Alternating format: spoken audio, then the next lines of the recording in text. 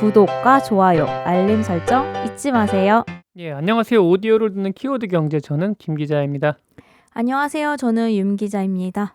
윤 기자님, 지난 한 주 뜨거웠던 건 역시 부동산 정책이었다고 저는 생각하는데 윤 기자님 어떻게 생각하시나요? 맞습니다. 부동산 정책은 항상 뜨겁죠. 예. 근데 항상 들어도 좀 어려워요.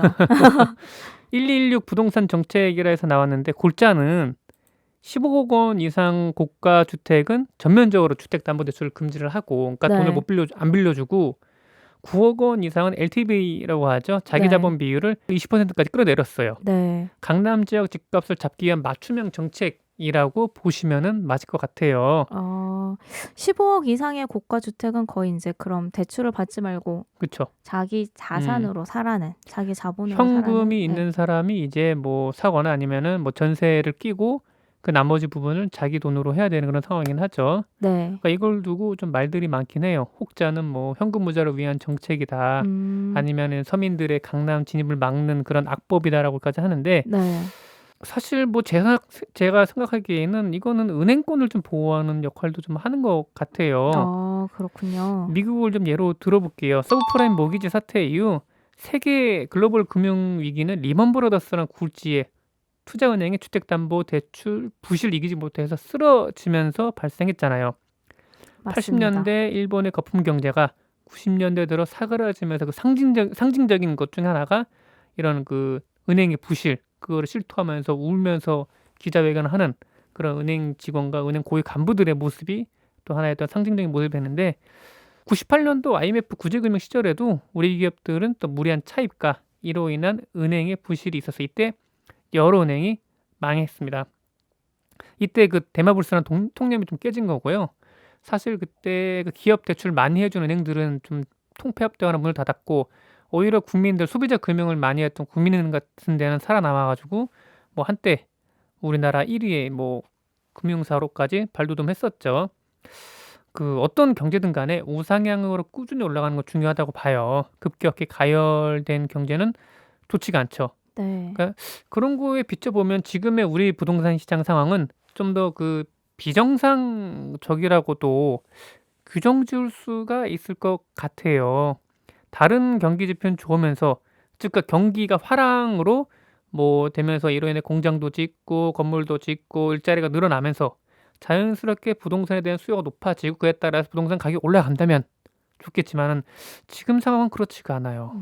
그쵸. 부동산 가격만 네. 좀 오르죠. 특히 서울에 있는 특정 지역의 아파트, 그 아파트도 뭐 역세권 주변의 신축 아파트거나 아니면은 재건축이 딱 그 노릴 수 있는 그런 구축 아파트에 제한적으로 가격이 많이 올라가고 있거든요. 그리고 갭 투자 가능한 뭐 요런 수요가 많이 있긴 한데, 그러다 보니까 이런 아파트만 투자금이 몰리다 보니까 거품 얘기도 좀 나오긴 해요. 근데 뭐 거품 얘기는 이전에도 여러 번 나눠 봤으니까 여기까지는 하고, 오늘은 지난주를 좀 뜨겁게 불태웠던 단어 하나, DSR, 그리고 잘 드러나진 않았지만은 우리가 집중해서 좀 살펴봐야 할 PIR, 요거를 좀 놓고 얘기해 볼게요. DSR을 좀 하기 전에 보면은 LTV하고 DTI 개념을 좀 알아야 됩니다. 내가 집을 사야겠다는 마음을 먹고 주택담보대출 생각한다면 꼭 이 단어를 유념하셔야 돼요. LTV, DTI. 대충 뭐 윤 기자님도 LTV가 뭔지 아시죠? 네. LTV랑 DTI는 사실 좀 많이 들어봤었던 것 그렇죠. 같아요. 예. 뭐 영어 시켜도 되죠? 제가 읽나요? 예. LTV는 뭐 loan to value ratio. 예. 아니 왜 이렇게 저 떠세요? 이렇게 영어를 못하진 예. 않는데 예. 네. 한국말로 주택담보인정 비율이라고 하고요. 네. 주택을 담보로 대출할 때 담보물 가격에 대한 대출 비율을 가리킵니다. 예를 들어 집 가격이 5억인데 요새는 5억 집 찾기가 좀 쉽지가 않아요, 서울에서는요. 예. 주택담보대출 비율, 즉 LTV가 50%라면 대출 한도는 2억 5천만 원까지 받을 수가 있는 거예요. 서울 시내 9억 원 미만의 주택의 경우에는 LTV가 40%로 돼 있어요. 그러니까 투기 가열지구로 지정되어 있는 게 서울시 전역 구라고 봐도 무방한데, 만약에 5억 원 아파트를 사는 기본적으로 나는 2억 원까지 대출을 못 받는구나 생각하시면 돼요. 나머지 3억은 뭐 전세로 한다던가 아니면은 내가 다른 신용도시를 받는다던가 좀 극단적인 경우에는 대부를 한다든가 뭐 그렇게 해야 되겠죠. 그런데 이 LTV도 예외는 있어요. 예를 들면 연소득 6천만 원 이하의 집값 6억 원 이하를 사는 무주택자 등에는 LTV가 좀 더 완화돼서 적용이 됩니다. 일단 50% 정도로 상향이 되긴 해요. 그 대표적인 주택대출 정책금융 보금자리론 같은 경우에는 서울의 경우에는 주택 면적 85제곱미터 이하면서 주택가격 6억 원 미만, 부부 합산 소득 6천만 원 이하씩의 기준 충족이 되면 LTV 조건이 완화되기도 합니다. 근데 사실 근데 부부 합산 소득 6천만 원 이게 애매한 게 네. 맞벌이를 하면은 맞벌이를 하면 대부분 6천만 예 원은 좀 넘게 되는 것 넘어가니까. 같아요. 그래서 그러다 보니까 좀 약간 조건이 많이 완화되긴 했어요. 네. 한 8천만 원, 9천만 원까지도 많이 완화되긴 했는데 이거는 만약에 본인이 집을 사려고 하실 때 보금자리론을 알아보려고 하실 때 꼭 저기 주택금융공사 홈페이지 들어가셔서 자격 요건을 보셔야 돼요. 그리고 참고로 요새는 한때는 그 뭐 디딤돌 대출이 대표적인 우리나라 그 정책금융 꼽혔는데 이거보다 보금자리론이 더 쌉니다. 음. 예, 저기 뭐 디딤돌 대출의 이율 같은 경우에 나라에서 정한다고 보면은 네. 이 보금자리론 같은 건 채권 시장이 연계가 돼 있긴 하거든요. 그래서 바로바로 그냥 금리가 반영이 되더라고요. 그래서 요새는 2% 초입대 받을 수 네. 있다라는 거 말씀드리겠고요. DTI는 Debt to Income의 약자로 네. 총 부채 상환 비율입니다. 그러니까 연간 소득에서 부채 원리금 비중을 의미하는데요. 금융기관들이 대출 금액을 그러니까 이 사람한테 얼마의 대출 금액을 빌려줄까라고 선정할 때 대출자의 상환 능력을 검증하기 위한 겁니다.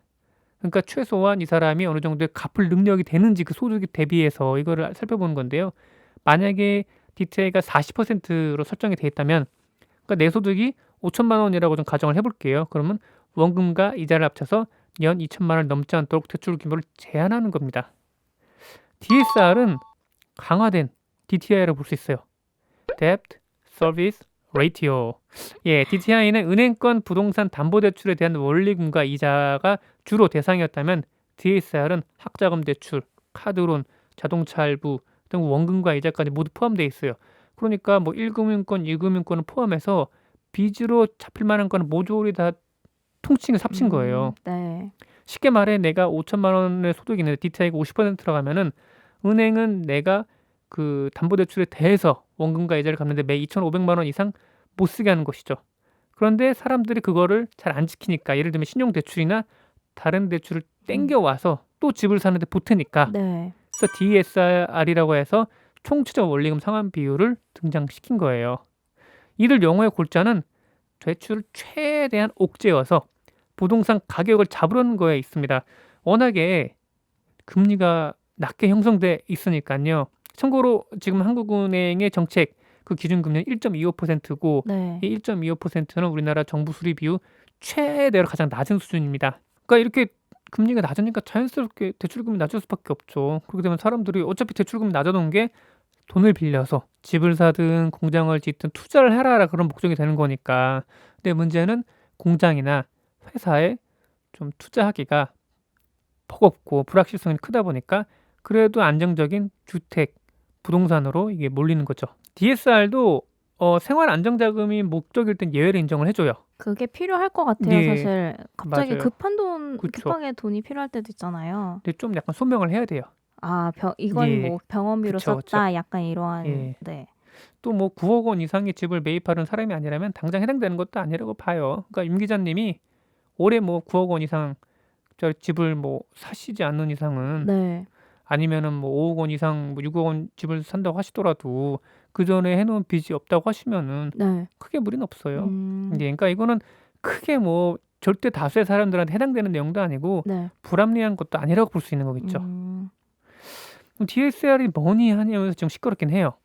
어쩌면 이것도 언론이 만들어내는 논란일 수 있어요. 저희도 뭐 언론에 있는 뭐 종사하는 종사자이긴 한데 일단 KBS 보도에 따르면 전국에서 15억 원 초과 아파트는 22만 2천여 가구입니다. 꽤 되는 거잖아요. 네. 정부 이른바 종부세를 내는 아마 가구일 거예요. 이들은요. 네. 저도 종부세 한번 내보고 싶은데요. 네. 저도 내보고 싶네요. 예, 요 비율은 전체 가구의 2.5%에 불과합니다. 아. 그리고 이 중 95.9%가 서울에 몰려 있고요. 네. 이 중 대부분이 강남, 상구와 마용성이라고 하죠. 네. 마포, 용산, 성동 등에 몰려 있어요. 강남 3구에 있는 아파트의 3분의 2 이상이 한 요 정도쯤 해당이 되는 것 같아요. 강남에 입성할 게 아니라면 서민들의 집 구매 꿈을 꺾었다고 보기는 힘들어요.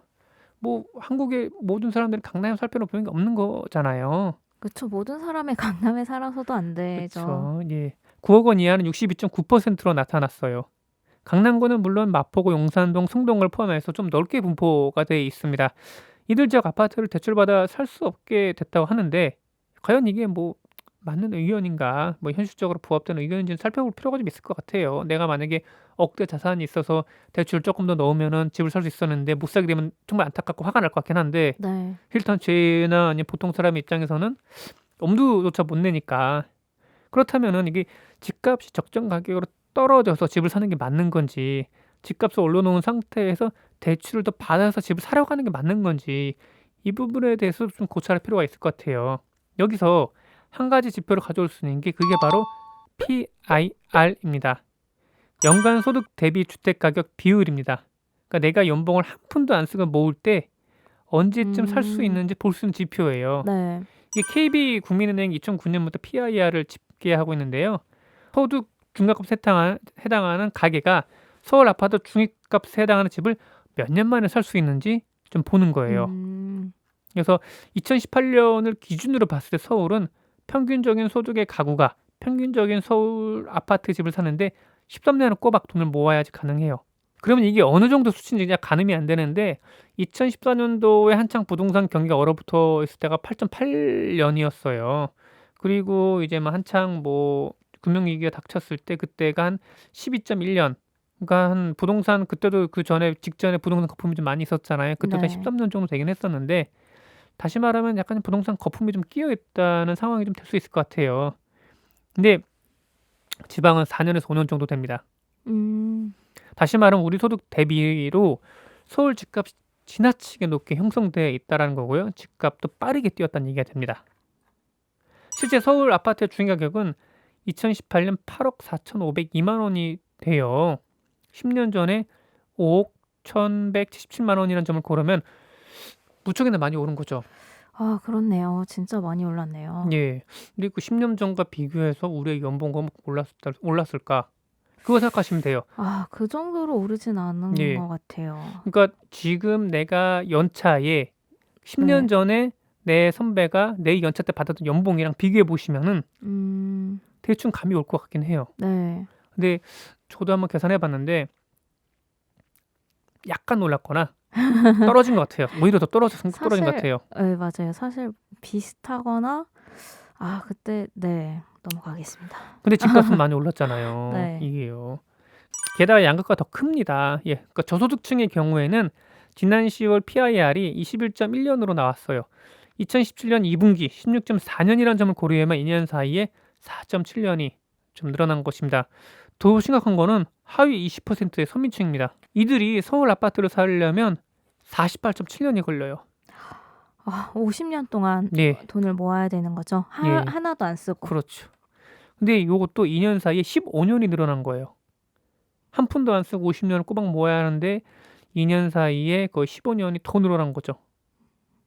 그러니까 흙수저로 태어난 사람은 서울 아파트 구입은 꿈도 못 꾼다는 얘기가 된 거예요. 그런데 말이죠. 저도 좀 살아보니까 이자 소득자 아니면 부모님 용돈으로 생활하는 사람 아니면 자기 소득을 전부 모으는 사람은 거의 없어요. 일부는 생활비로 써야 되죠. 저축도 해야 되죠. 그리고 또 윤 기자님처럼 공부도 해야 되죠.